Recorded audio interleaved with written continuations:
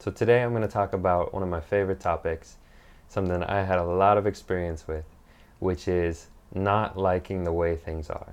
You know, whatever form that comes in your life. You go into a cafe and they don't have plugs or outlets where you want them to be. You travel to a new country and you don't like the food, you don't like the way they're speaking, whatever it is. What do we suffer about, and why are we suffering, and what can we do about it? How do we come to a place of more contentment and joy and satisfaction in life? And the reason that this is such a powerful thing is that our mental attitude really, it's everything. All of our experience comes in through our mind, and how we're relating to our world is so important, because we're either in a state of suffering where we want things to be other than they are, or we're in a state of contentment and appreciation and gratitude and love. And I used to think it wasn't so easy. I remember watching this movie Donnie Darko. Maybe you guys remember this scene. And there's a scene in there where he's in some gym class or watching some motivational speech, and the teacher is trying to tell him that everything it's either about love or it's hate, and you're either in a state of hate or love. And Donnie Darko, he raises his hand and he says, "It's not that simple, Dorothy." But the truth is, in some ways it is, at least in terms of how you're relating to your experience. You're either in a state of accepting the way things are, or wishing things were different. And the way I like to define suffering is that you're resisting the way things are. And it's not about, giving up the kind of desire to improve the world, but it's about ending your fight against reality. A lot of times the way I like to think about this is, you imagine like trying to punch a wave, or you're trying to hold back a wave in the ocean. And the truth is, it's impossible to fight against the wave. The wave is always going to win. You can't hold a wave back, right? The wave is going to win. And yet a lot of times what we're doing in our life is we're fighting against reality in the same way. Internally, in the moment, we're resisting the way things are. So, just as an example, one of the clients I work with, we had a call today, and they were talking about going out with a bunch of friends, going out to this national park to watch the sunset. And it was this beautiful place. And the sunset was beautiful. They were out in nature. But my client couldn't enjoy herself because she was just annoyed with how many people were talking. She wanted more peace and quiet. She wanted people to, shut the F up so she could actually enjoy the sunset. But she wasn't able to. And in that moment, she was the one suffering, because she was resisting reality. So this is not to say that we give up kind of what we want and our desires, and in that scenario it would be fine for her to say, "Hey guys, maybe we could be quiet for a couple minutes and see what it's like to enjoy the peace and quiet while the sun sets." But it's about looking at that moment of resistance. Are you going to let the external reality ruin your sense of inner peace, your sense of well-being?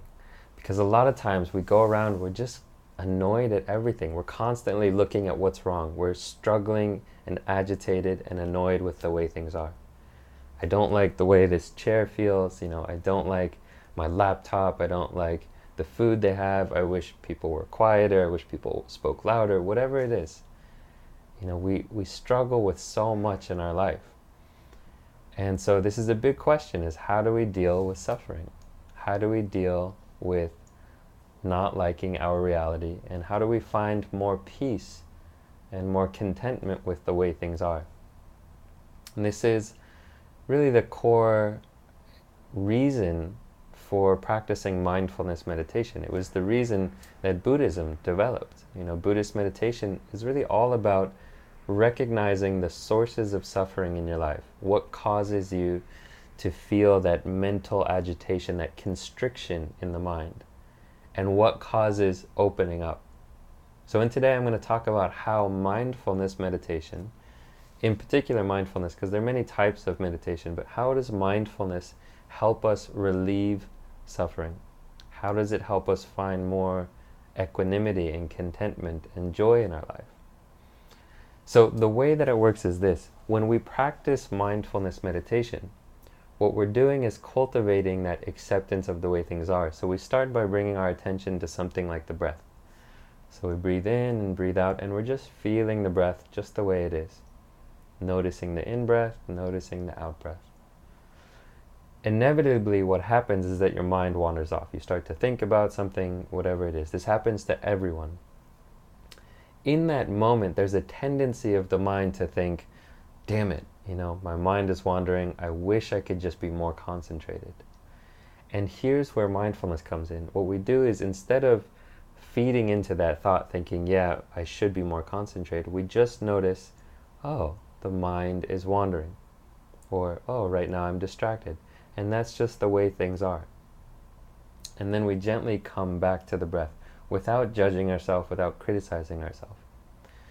When we do this, what we're doing is we're strengthening the mental muscle of being content and being at ease with the way things are.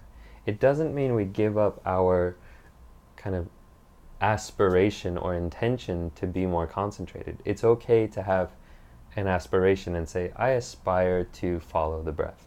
I am setting an intention to see if I can follow as many breaths as I can. But when we get lost in thought, the question is, do we beat ourselves up? Do we suffer over it, wishing that reality were different? If I could just be more concentrated, then I would be happy. Because here's the truth. It never works that way. All that thinking like, if I could just get this, then I would be happy. It doesn't actually work, because your mind is cultivated, it's trained to look for what's wrong. So even when you make that happen, you just start looking for something else to fix. Most of us are wandering around looking for something to fix, looking for how we can change something, because we see our happiness as being outside of us. If I could just fix something, then maybe I could be happy. As opposed to realizing that happiness and well-being and contentment is an internal skill. It's about how you're relating to what's happening, not about what's happening. That's probably the most important thing I'll ever say on this YouTube channel, ever. Happiness is a skill about learning how to relate in a more skillful and healthy way to what's happening. So it's not about what's going on in your life, it's about how you're relating to it. And we know this is true. Again, you can go to the richest parts of the world where people have everything they want and they're not happy. Why is that? Similarly, you can go to some of the poorest parts in the world. You can go to the slums of India, and you can meet people there who have nothing materially, but they have a wealth of contentment on the inside. And I'm not saying that that's the solution, like you should go to India and give up all your possessions. But what I'm saying is that there's something else.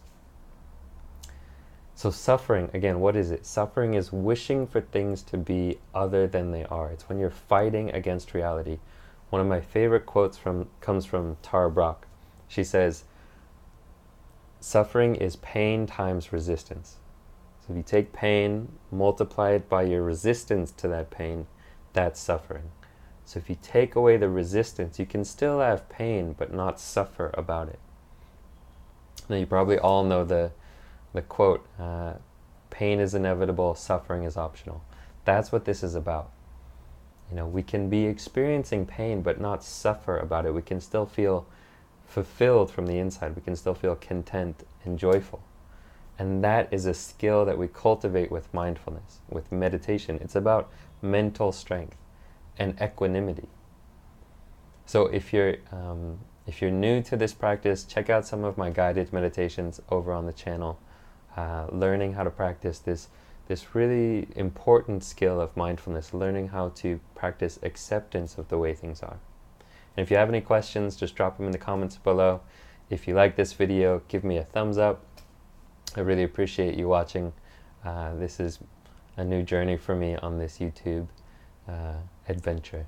So please subscribe. I think it'll be over there. I'm still learning about which side it's on.